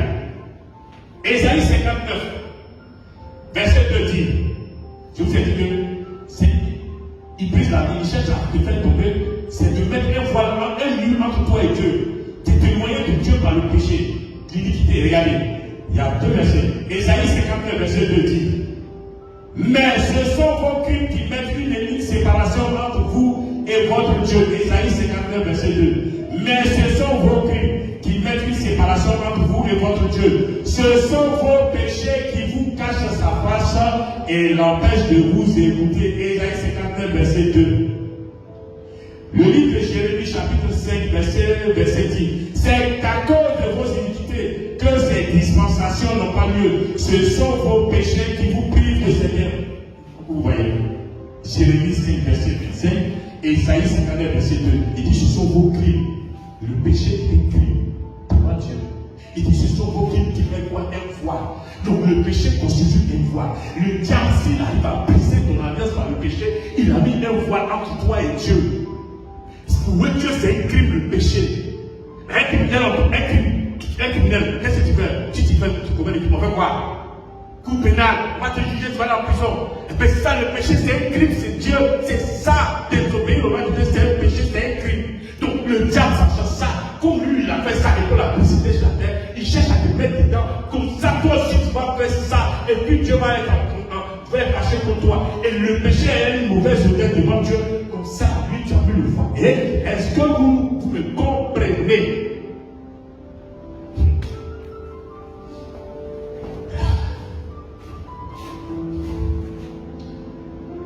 Donc, il cherche à détruire ta communion avec Dieu. Il cherche à détruire ton intimité avec Dieu. Vous lirez chez vous. Il y a Éphésiens chapitre 4, le verset 30. Éphésiens chapitre 4, verset 30. Maman, prends. Éphésiens 4, verset 30. Pasteur Toussaint. Pasteur Toussaint. Ça va? Est-ce que ça va? Tu as pris tes médicaments? Ça va un peu? Ok. Bon. Donc, regardez. Éphésiens 4, verset 30. Maman, prends ton micro. Parce que, comme on nous entend, voilà, c'est pour ça que je veux que tu dises comme ça, au moins on t'entend. Vas-y, maman. Éphésiens chapitre 4, verset 30, c'est quoi? Éphésiens 4, le verset 30 dit ceci. Oui. N'attristez pas le Saint-Esprit de Dieu, par lequel vous avez été scellés pour le jour de la rédemption. Merci. Vous voyez? Maman, c'est bon. Éphésiens 4, verset 30, il dit, n'attristez pas le Saint-Esprit de Dieu, par lequel vous avez été scellés pour le jour de la rédemption. Qui parle? Paul. Vous voyez le mot attrister le Saint-Esprit. Par quoi? Le péché, la désobéissance, l'iniquité. Je prends encore un autre verset. 1 Thessaloniciens, chapitre 5, verset 14 au verset 19. Vous lirez chez vous. 1 Thessaloniciens, verset 14. 1 Thessaloniciens, chapitre 5. La Bible dit, à partir du verset 14 au verset 19. Au verset 14 dit, nous vous en prions aussi, frères, avertissez ceux qui vivent dans le désordre. Avertissez ceux qui vivent dans le désordre. 1 Thessaloniciens chapitre 5, à partir du verset 14. Maintenant, le verset 19 dit quoi? N'éteignez pas le Saint-Esprit. Tout à l'heure, on a lu Éphésiens 4, verset 3, qui dit n'attristez pas le Saint-Esprit de Dieu. Là, on vous dit n'éteignez pas le Saint-Esprit. Bien aimé, voici le diable, s'il réussit à te faire, son but c'est que tu attristes le Saint-Esprit. Son but c'est que tu éteignes le Saint-Esprit en toi. Par le péché, la désobéissance, tu attristes le Saint-Esprit. Par le péché, la désobéissance, tu éteignes l'Esprit de Dieu qui est en toi. On dit baptême de feu, le feu il peut s'éteindre. Baptême de feu. Donc le feu, quand vous allez votre là, il peut s'éteindre le feu. La parole est écrite et le Père. Moi j'aime cette parole. J'aime l'enseigner. J'aime aller en profondeur. Le Seigneur me fait asseoir et le bien. Mais alors, bien aimé. Donc, que gagne le diable lorsqu'il a fait ce but-là? Et il gagne quoi? Celui-là, qu'est-ce qu'il gagne? Jacques dit, il dit, quand vous mettez en colère, ne donnez pas accès au diable. Jacques 19. Donc, si le diable réussit à te faire tomber dans le péché, qu'est-ce qu'il gagne? Ça lui donne accès à ta vie. Ça lui donne accès à ta vie. Il va profiter de ta chute pour te créer toutes sortes de problèmes, pour te créer toutes sortes d'ennuis. Donc, si tu ne te reprends pas vite, tu le laisses prospérer, mon ami, tu vas avoir des problèmes financiers, problèmes affectifs, problèmes professionnels, familiaux, problèmes moraux, dépression. Oui, bien aimé. Ah oui, il y a des pasteurs qui sont dépressifs. Vous imaginez même pas.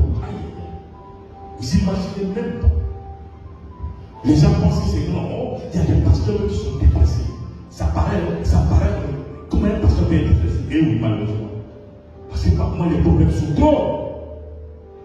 Il a les problèmes de l'exagérer. Il a lui-même ses problèmes du foyer. Ou bien les problèmes de sa maison, de son pays, de son bien. Il peut être dépressé.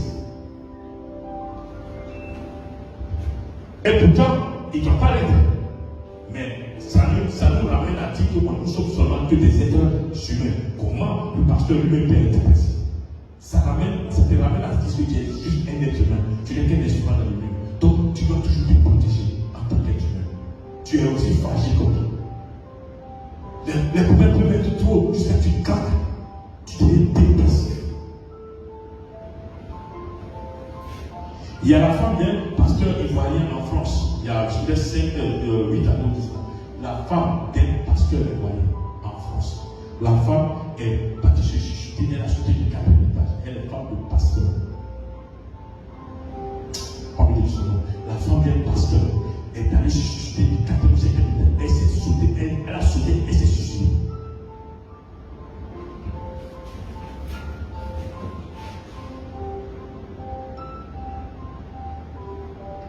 Alors, bien aimé, maintenant on arrive.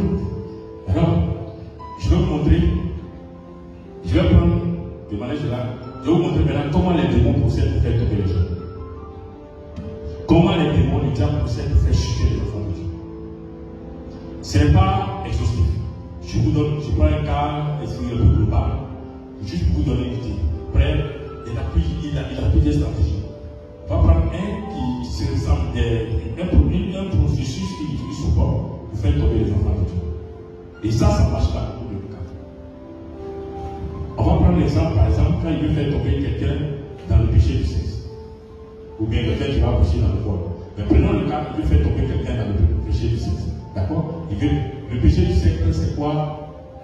Pour nous, le péché du sexe, c'est quoi, mes frères? Pour vous qui me suivez, le péché du sexe, c'est quoi? L'impudicité et l'adultère. D'accord?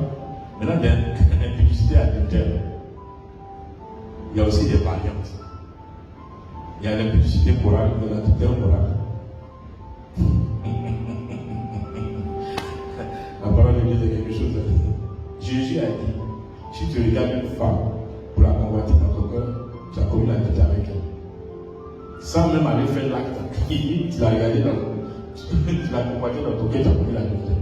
Il appelle ça l'adultère morale. Parce que tu n'es même pas allé en vie avec elle. Il dit moralement déjà tu as commis l'adultère. Il dit, tu l'as regardé pour la convoiter dans ton cœur, tu as commis l'adultère. C'est ce que j'appelle adultère moral. Adultère, j'ai trouvé au moins 9 cas d'adultère. adultère par rapport aux idoles. Par rapport à aller adorer les idoles, c'est adultère. J'en ai plein. C'est 9 cas d'adultère. D'accord? Donc, je parle du cas. Je vous donne les éléments. On n'a pas assez de temps. Je vous les donne. Bien. Donc, on prend l'exemple. Comment le diable fait tomber quelqu'un dans l'adultère ou dans la publicité. Donc, j'explique rapidement. L'adultère, c'est le fait d'avoir. L'adultère, c'est la relation intime ou sexuelle qu'il y a entre deux personnes qui ne sont pas, enfin, deux personnes qui sont soit mariées tous les deux, donc je le parle. L'adultère, c'est la relation illicite. C'est une relation intime. Une relation intime, illicite. Je dis illicite. Oui, légitime, je dois rajouter. Je dis plutôt illicite. D'accord? Qu'il y a entre deux personnes qui sont mariées, soit les deux personnes sont mariées, sont déjà mariées à d'autres partenaires. Mais ils sont mariés à d'autres partenaires, mais ils ont des relations intimes, alors qu'eux ne sont pas partenaires. Je veux voir. Deux personnes qui sont mariées légalement, à d'autres partenaires. Monsieur est marié légalement, madame est mariée légalement. Chacun ils ont un partenaire. Mais ils trouvent le besoin encore de sortir ensemble, alors que eux, les deux là, ils ne sont pas mariés légalement. Il y a adultère. Parce que chacun est marié, il y a une alliance.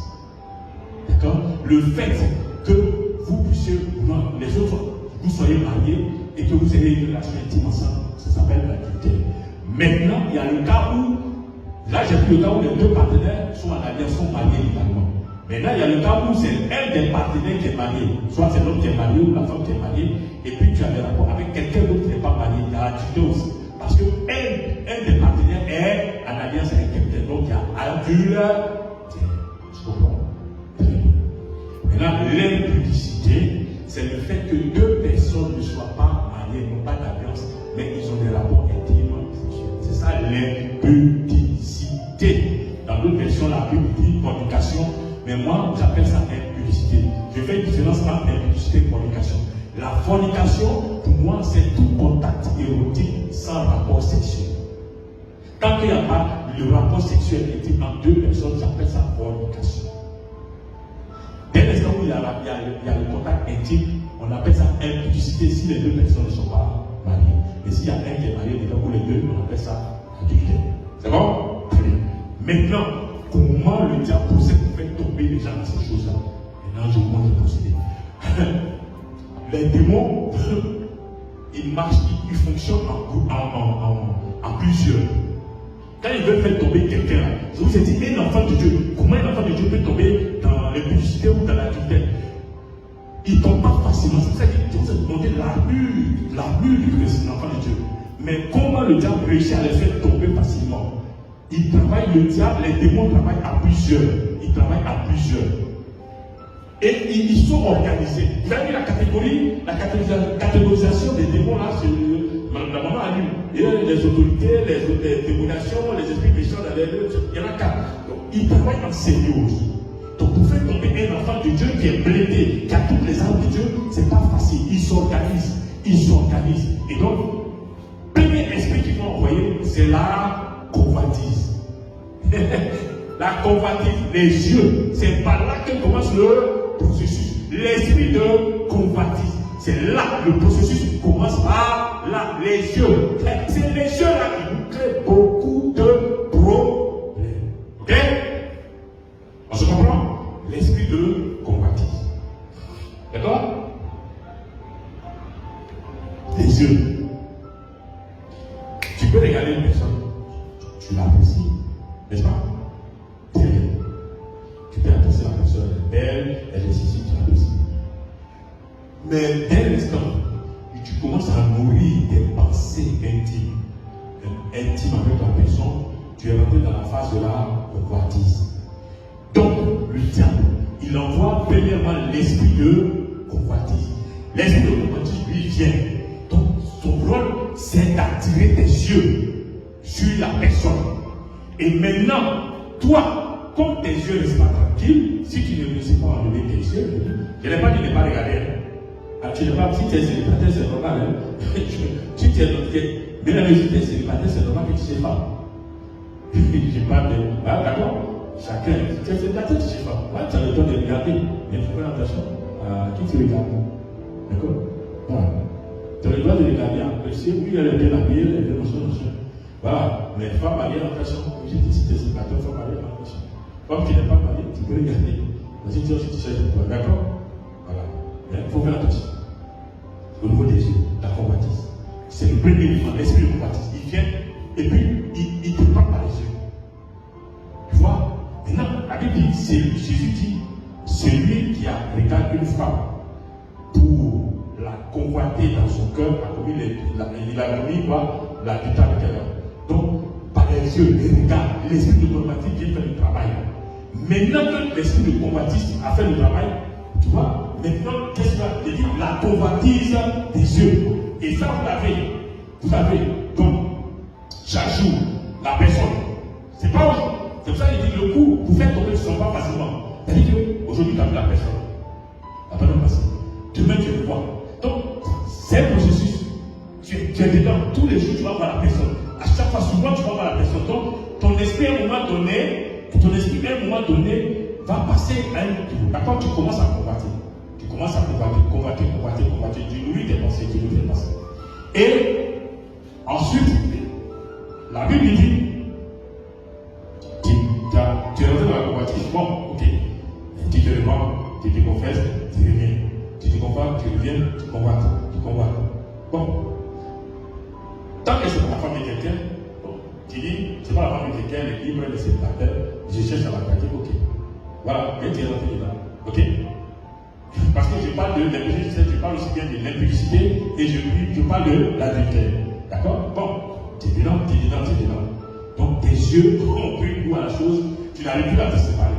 Tu vois régulièrement la personne, et garde tout le temps dedans. D'accord? Ok. Mais, ça ne veut pas dire que le fait que tu n'as pas marié, si tu n'as pas le droit de regarder, tu peux regarder la femme. Mais je suis en train de vous montrer le processus. Mais le fait que tu nourrisses les désirs avec une femme, ce n'est pas ça forcément qui est mauvais. Mais tu nourris les désirs pour pouvoir faire du sérieux avec la femme. Voilà, c'est normal. Tu peux regarder une femme pour la plaider parce que tu as envie de faire du sérieux avec. Voilà, c'est normal. Tu regardes la femme, tu l'aimes. Tu la regardes, tu la contentes, tu la lis parce que tu veux faire du sérieux avec la femme. Ça, là, oui, bien sûr, tu la convoites dans le but de pouvoir l'épouser. Et voilà, ça, on n'a pas dit de ne pas convoiter. Je suis en train de vous expliquer. Comment? C'est l'impudicité qui est un péché. D'accord? Voilà. Parce que tu as besoin de convoiter pour faire quoi? Si c'est pour la marier, c'est une bonne chose. Mais il faut la convoiter pour aller, oui, il va la marier. Mais si tu la maries, comme nous on fait dans notre jeunesse, avant qu'on se marie, tu convoites une femme, tu sors avec elle. Tu convoites l'homme, tu sors avec lui. C'est de ça que je suis en train de parler. Mais convoiter une femme parce que tu as envie de l'épouser, à faire le chemin, c'est normal.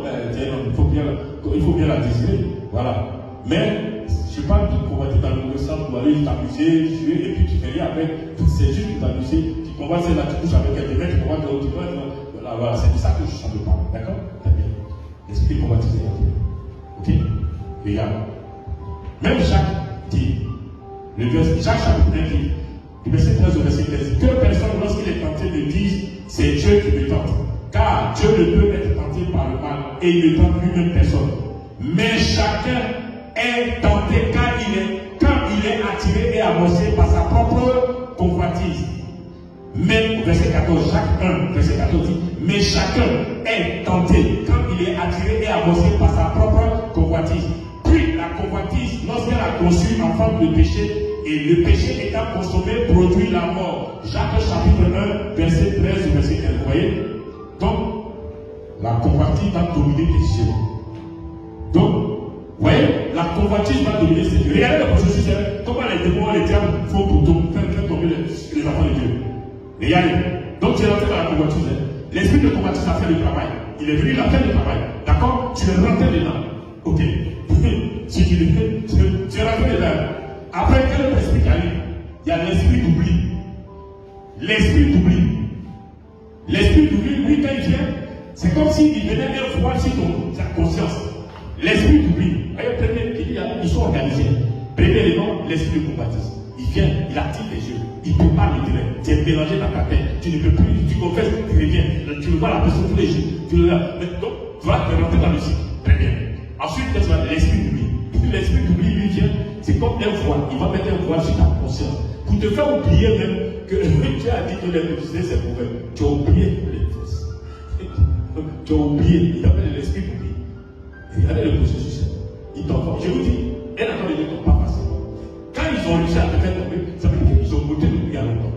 C'est-à-dire que ça fait déjà des mois qu'ils sont en train de tenter, voilà, on te pousse. Ça fait plusieurs mois que tu vois la personne, ta tête, tu nourris la personne, tes désirs, ça monte, ça mélange ta tête, tu vois le monsieur, tu nourris, tu vois la femme, tu nourris, donc tu es mélangé, et c'est pas les jours, donc c'est plus beaucoup de plusieurs fois, donc il travaille, il rôde, il continue, donc tu rappelles l'esprit du. Quand l'esprit automatique a fini son travail, qui vient l'esprit d'oubli? L'oubli vient, il te fait oublier. C'est comme si ta conscience, il a mis un voile. Il a mis un voile qui te fait oublier que Dieu a dit, regardez, je vais vous faire l'esprit d'oubli, je vais vous donner le verset. Comme ça, vous allez voir. Tout est biblique.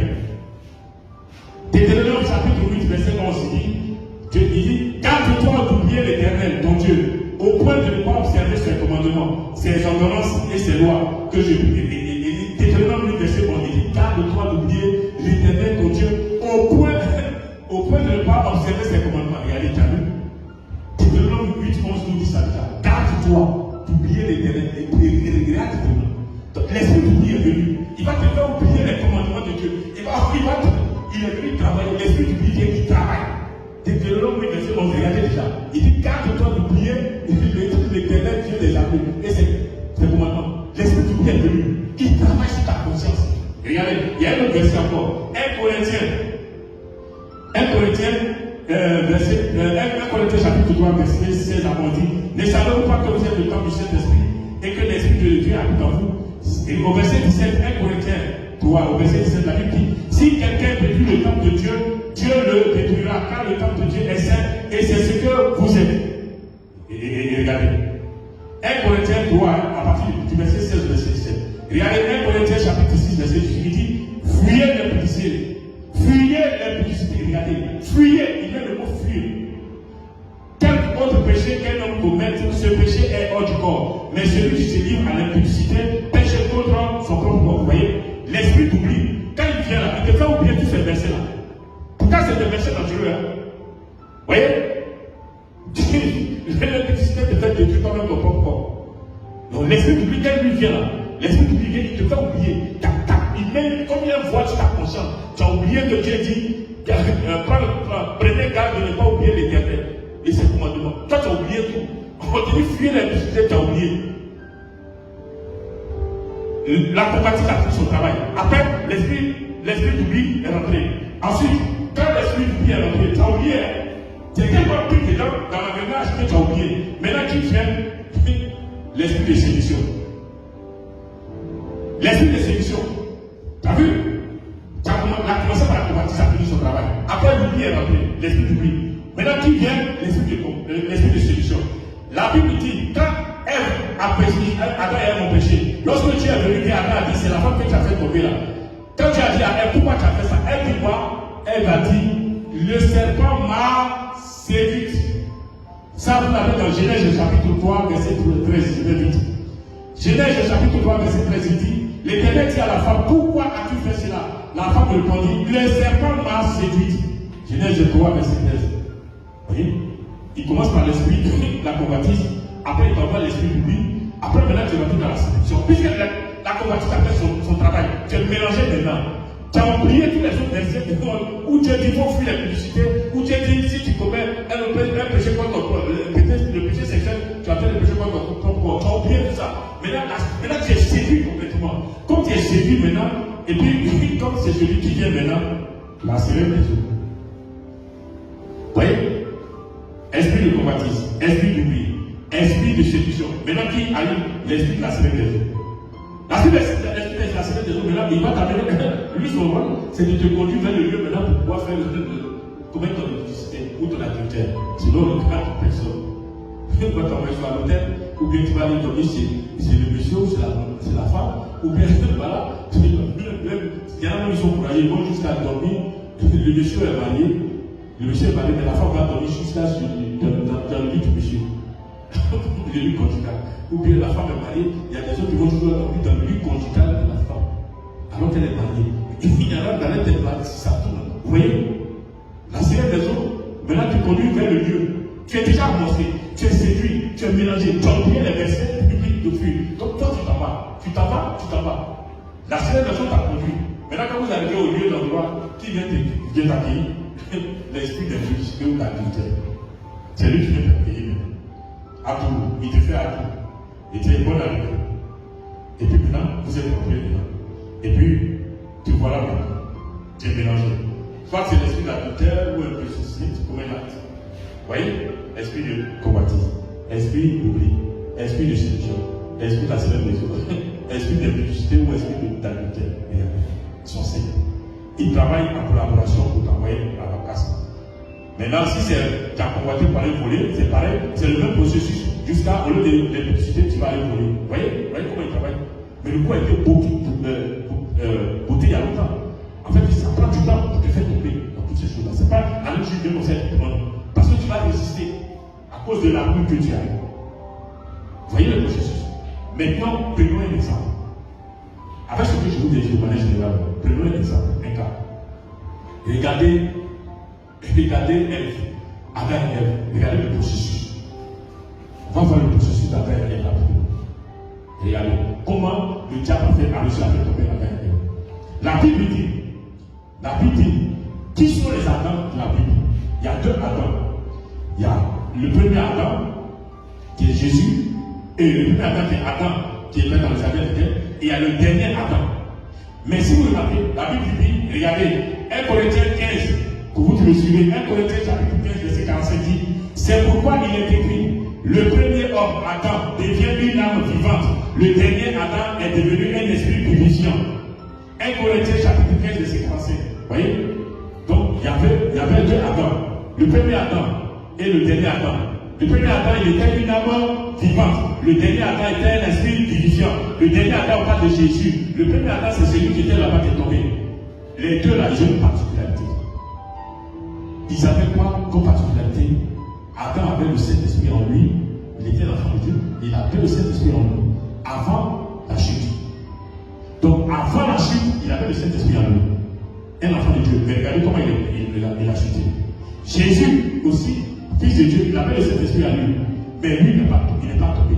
Maintenant, si vous lisez, bien aimé, si vous lisez toute la Bible, si vous lisez l'histoire de la chute, à partir de Genèse chapitre 3, du verset 9 au verset 7, c'est expliqué. Je vous donne rapidement comment le processus.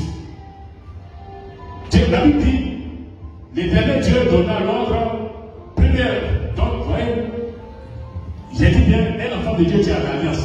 Premier élément, tu as l'alliance avec Dieu. Tu vois, tu as le Saint-Esprit en toi. Dieu a donné un ordre à Adam. Il dit, tu peux manger les fruits de tous les arbres du jardin, mais l'arbre de la connaissance du bien et du mal, le fruit là, tu n'en mangeras pas. Pourquoi? Le jour que tu vas manger, tu vas tomber, tu vas mourir certainement. Donc, un enfant de Dieu, déjà tu as l'alliance. Vous voyez, la Bible dit Dieu a donné un ordre au verset 2. Au verset 2, Genèse chapitre 2, verset 16 au verset 17, la Bible dit, l'Éternel donna cet ordre à l'homme. L'Éternel donna cet ordre à l'homme. Tu pourras manger de tous les fruits du jardin, mais le fruit de l'arbre de la connaissance du bien et du mal, tu ne mangeras pas. Car le jour où tu en mangeras, tu mourras. Regardez, donc Dieu venait de tisser l'alliance avec Abraham et avec Adam. Il donne un ordre. Il dit, tu ne mangeras pas. La Bible dit, Dieu donna un ordre. Donc c'était un ordre que Dieu a donné à Adam. Tu peux manger de tous les fruits, mais là, la personne qui mange le fruit, là, tu ne manges pas. Sinon, si tu manges, tu vas mourir. Premièrement. Donc, un enfant de Dieu, tu as une alliance avec Dieu. Dieu, en donnant cet ordre-là, Dieu venait de tisser une alliance avec Adam. C'est bon, maman? Ok, très bien. On va finir. Pasteur Toussaint, il faut venir mettre ta chaise pour la chaise. Donc, vous voyez? Donc, Dieu a un enfant de Dieu, il a une alliance avec Dieu. Premier élément. Deuxième élément, quand on lit Genèse chapitre 3, elle est rentrée dans un bavardage avec Adam, avec le serpent. Elle est rentrée dans un bavardage, les conversations inutiles. Elle est rentrée dans. Et regardez, et quand vous prenez Genèse chapitre 3, il a dit, le serpent était le plus rusé de tous les animaux. Regardez, un coup comme ça, on dit le serpent était le plus rusé de tous les animaux. Et il dit à la femme, Dieu a-t-il réellement dit? Le dire à la femme, Dieu a-t-il réellement dit? Ça veut dire qu'au préalable, avant qu'ils disent à la femme, Dieu a-t-il réellement dit? Ça veut dire qu'ils avaient déjà commencé à bavarder entre eux avant. C'est parce qu'Ève a dû dire quelque chose du genre, le serpent a dû dire à Ève, mais qu'est-ce que tu fais, Ève, sous l'arbre là, avec le beau fruit, et le beau soleil, le beau fruit, et puis tu ne profites pas. Et Ève a dû dire au diable, mais je ne profite pas parce que Dieu a dit que il ne faut pas qu'on mange le fruit là, parce que si on mange, on va mourir. Et c'est là maintenant que le serpent va reprendre pour dire, Dieu a-t-il réellement dit? Vous voyez, donc, il y a une partie de la conversation qui a été occultée, qui n'a pas été dit. Donc, premier élément, tu as une alliance avec Dieu. Deuxième élément, les conversations inutiles. Regardez le processus que le diable va prendre. Pour vous, je suis en train de vous montrer le processus que le diable a utilisé pour faire tomber Adam et Ève. Premièrement, Adam était un enfant de Dieu. Il avait le Saint-Esprit en lui avant qu'il ne chute. D'accord? Il avait le Saint-Esprit, donc il était en alliance avec Dieu. Deuxième élément, le diable emmène Ève dans un bavardage inutile. Les conversations inutiles peuvent vous amener dans des chutes. Le diable a amené Ève dans une conversation inutile, des conversations hasardeuses qui n'ont ni tête ni queue. Vous voyez, premier élément, tu as la fin. Deuxième élément, les conversations inutiles. Il faut éviter ça, faites attention. Troisième élément, et donc, dans les conversations inutiles, le troisième élément, c'est que les habitudes, le manque de discernement. Ève n'a pas discerné que le danger, le diable est en train de faire, il avait commencé un processus. Le manque de discernement. Regardez, je vous montre le processus, comment il a fait pour faire tomber Adam et Ève. Ève n'a même pas discerné. Premier élément, ils sont en alliance avec Dieu. Tout enfant de Dieu, tu as une alliance avec Dieu. Deuxième élément, il parle de la conversation, tu parles de la conversation inutile. Des conversations inutiles parfois peuvent vous créer des problèmes. Le processus est enclenché. Le diable va vous amener dans des conversations inutiles. Souvent, c'est pour ça que quand vous voyez que vous êtes dans des débats, des conversations inutiles, et vous voyez que ça peut vous envoyer des problèmes, il faut mieux vous fuir la conversation, il faut quitter, sinon tu vas tomber là. Ensuite, le manque de discernement. Elle n'a pas discerné que le diable avait mis un processus, c'était de ruse. Elle n'a pas discerné. Quatrième élément, les habitudes. Elle avait l'habitude de discuter avec les serpents. Elle avait l'habitude de discuter avec les serpents. Donc, là maintenant que le serpent a décidé, le diable a décidé de mettre son plan à nous, elle n'a pas fait attention, puisqu'elle était déjà habituée à voir le serpent. Mais elle n'a pas discerné que ce jour-là, le serpent, il y avait quelque chose qui était venu en nous. Vous voyez? Regardez les esprits. Il y a l'alliance, il y a les conversations inutiles à éviter, le manque de discernement, les mauvaises habitudes. Vous voyez? C'est bien rapidement. Et un autre élément, la curiosité de la femme. La curiosité de la femme. On lui a dit de ne pas manger le fruit. Mais qu'est-ce qu'elle fait la femme? Là où on a interdit de manger le fruit, là, elle s'en va là-bas. Le fruit qu'on lui a dit de ne pas manger là. La curiosité. Adam lui a dit, papa, si ce fruit là, tu manges, tu vas mourir. Mais la curiosité de la femme, cette curiosité, parfois tu peux lui conduire tu peux la conduire dans le problème. On lui a dit de ne pas manger le fruit. Elle a dit, j'ai dit, Adam, pourquoi il me dit de ne pas manger le fruit? Peut-être qu'il veut manger le fruit avec ses copines, avec ses maîtresses là-bas. C'est pour ça qu'il m'interdit de manger le fruit. Et donc, elle s'en va, curiosité de la femme. Quand tu lui l'interdis là, c'est que tu as créé un problème. C'est là-bas l'interdit là, elle va aller, son œil va aller là-bas. Adam a dit à elle, ne pas manger. Elle a commencé à discuter. Peut-être Adam est blanc, peut-être qu'il veut donner le fruit à quelqu'un. La curiosité de la femme, ça lui a créé le problème. Elle est partie. Et le diable, sachant que la femme est curieuse, il a attendu qu'elle regarde le fruit là. Quand tu regardes le fruit, c'est parce que tu as envie de découvrir. Le diable est venu là-bas. Comme elle était déjà, elle est venue. Le diable est venu là-bas pour discuter avec elle. Regardez la curiosité. Regardez les esprits. Les curiosités de vous disent les éléments. Comment le diable a fait? Regardez tout ce qu'il a mis en place pour faire tomber Adam et Ève dans le jardin. Ensuite, maintenant, il a créé quoi? Le doute. Dieu a-t-il réellement dit? Il a créé le doute dans l'esprit. Dieu a-t-il réellement dit? Par le doute, il a créé le doute dans l'esprit de Ève. Le doute, il a créé un autre élément. Un autre élément, septième élément, la tromperie. Regardez, au verset 4, la Bible dit, alors le serpent dit à la femme, vous ne mourrez point, mais Dieu sait que le jour où vous en mangez, vos yeux s'ouvriront et vous serez comme des dieux connaissant le bien et le mal. Oh, et regardez, il les a trompés. La tromperie. Vous voyez? Vous me suivez là? Septième élément, la tromperie. Le diable a utilisé la tromperie, le doute, le manque de. Regardez, je cherche de citer. On est arrivé à la tromperie. Septième élément, la tromperie. Regardez.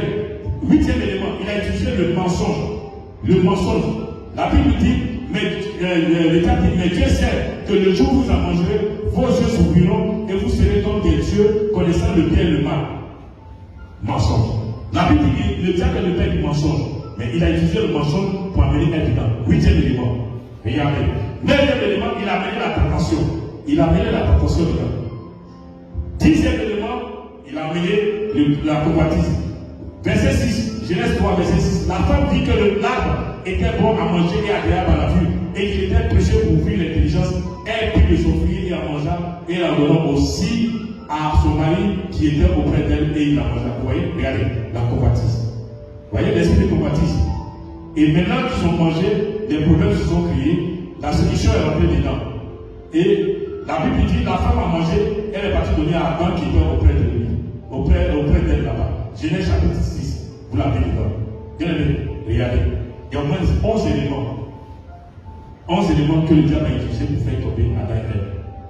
Si vous allez dans le livre de Nouveau Testament, le diable a utilisé le même processus pour tenter de faire tomber Jésus.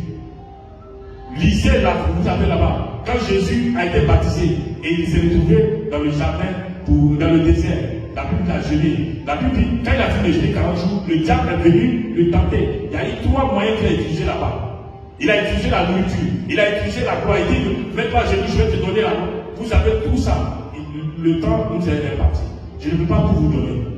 Sinon, on allait prendre le cas de Samson. Comment Samson est tombé? Comment Delilah a fait tomber Samson? J'ai tout ça. Comment il a fait, il a tenté le processus avec elle. Je n'ai pas le temps de vous donner ça. Aujourd'hui, je voulais juste vous montrer le peu que je vous ai donné. Une autre fois, on aura le temps d'aller encore. Ça, normalement, si je veux vous l'enseigner, je dois vous l'enseigner sur 2 jours comme ça. 2 fois 1 heure et demie, 1 fois 2. Là, je peux tout vous enseigner. Aujourd'hui, en 1 heure et demie, 1 heure 40, je n'ai pas le temps de tout enseigner. Mais le peu que je vous ai donné, ça va vous aider. Si vous avez besoin d'explications supplémentaires, n'hésitez pas. Bien aimé, le diable a utilisé le même processus pour faire tomber Samson face à Delilah. J'ai tout à Delilah, comment il a procédé jusqu'à faire tomber Samson. Comment Delilah, le diable a utilisé Delilah jusqu'à faire tomber Samson. Et il a fait le même coup avec Jésus, mais avec Jésus, il a échoué. Que Dieu vous bénisse.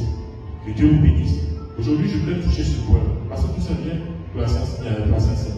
Je voulais juste toucher ce point. Il est long l'enseignement. Je sais que pour certains, vous allez rester sur votre soif. Je voulais vous donner, pour ceux qui veulent la partie de Samson, vous me venez me poser la question, je vous donnerai comment le diable a procédé pour faire tomber Samson en utilisant Delilah. Et pour Jésus, comment il a tenté, il a essayé